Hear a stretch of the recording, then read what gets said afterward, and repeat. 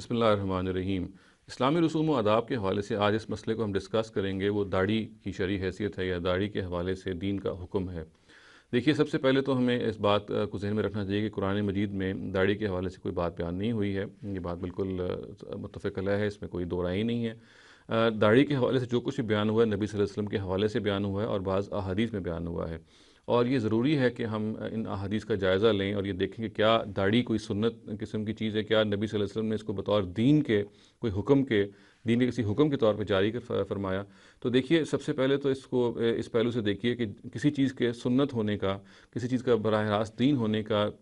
کی جو بنیاد ہے یا مختلف جو پرنسپلز ہیں، اس میں سے ایک اہم پرنسپل یہ ہے کہ وہ چیز فی نفس ہی دینی ہونی چاہیے۔ اس لیے کہ قرآن مجید نے اس کو بڑے وضاحت سے بیان کیا ہے کہ انبیاء علیہ السلام کو جو بھیجا جاتا ہے دنیا میں، تو ان کا جو بنیادی مقصد ہوتا ہے وہ یہ ہوتا ہے کہ وہ دین کو لوگوں تک پہنچائیں اور دین کو لوگوں کو اختیار کرنے کی تلقین کریں۔ چنانچہ جو کچھ وہ بتاتے ہیں وہ اپنی نوعیت میں فی نفس ہی دین ہوتا ہے، اور اسی وجہ سے ظاہر ہے کہ پھر آگے اس کے بارے میں مختلف ہدایات دی جاتی ہیں۔ داڑھی کے معاملے میں اگر آپ دیکھیں تو یہ پہلے ہی سٹیپ میں دین، چونکہ فی نفس ہی کوئی ایسی چیز نہیں ہے جس کو ہم دینی کہہ سکتے ہیں، چنانچہ یہ سنت ہونے کے لیے یا دین کے کسی حکم ہونے کے لیے براہ راست وہ کوالیفائی ہی نہیں کرتی۔ ہم داڑھی کے بارے میں یہ نہیں کہہ سکتے کہ وہ سنت ہے، اس لیے کہ یہ سنت کے لیے ہونا یہ ضروری ہے کہ وہ اپنی نیچر میں کوئی ایسی چیز ہو کہ جو دین ہو۔ اور ظاہر ہے کہ بال کاٹنا یا داڑھی کے بال کاٹنا فی نفس ہی کوئی مذہبی چیز نہیں ہے، کوئی دینی چیز نہیں ہے، چنانچہ وہ سنت کے طور پر سرے سے کوالیفائی نہیں کرتی۔ اب سوال ظاہر یہ پیدا ہوتا ہے کہ اگر نہیں کرتی تو پھر نبی صلی اللہ علیہ وسلم نے روایات میں جو بیان ہوا ہے اور الفاظ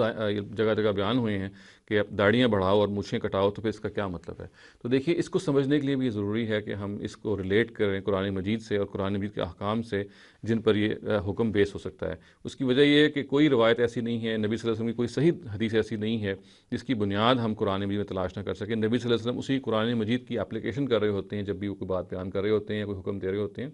تو دیکھیے، قرآن مجید میں جو ایک بہت اہم حکم بیان ہوا ہے وہ یہ ہے کہ استکبار ایک ممنوع چیز ہے، غرور کرنا، تکبر کرنا ایک بہت ہی بری چیز ہے، بہت ہی ناپسندیدہ چیز ہے۔ عربوں کے ہاں یہ بات بعض ان کے سیکشنز میں کامن ہو چکی تھی، مجوسیوں کے ہاں بھی تھی، اس زمانے میں پائے جاتے تھے، مشرکین کے ہاں بھی، اہل کتاب کے ہاں بھی، کہ وہ بڑی بڑی مونچھیں رکھتے تھے اور داڑھی منڈوا دیتے تھے۔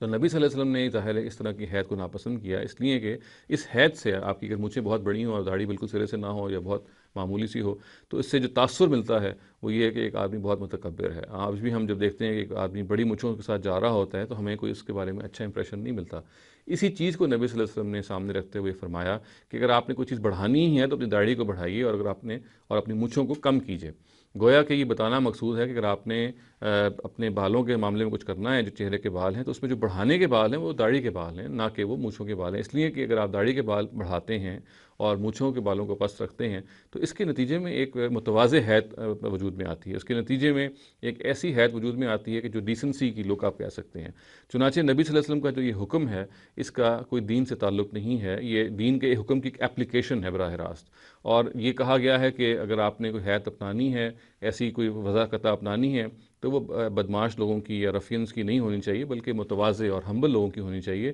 بڑی بڑی مونچھیں اور چھوٹی داڑھی یا سرے سے داڑھی نہ ہونا جو امپریشن دیتی ہے، معلوم ہے کہ ایک ایسے شخص کا امپریشن ہے کہ جو اب بہت متکبرانہ اس کی ایک لک ہوتی ہے، چنانچہ اسی بنیاد پہ اس کو پھر ممنوع قرار دیا۔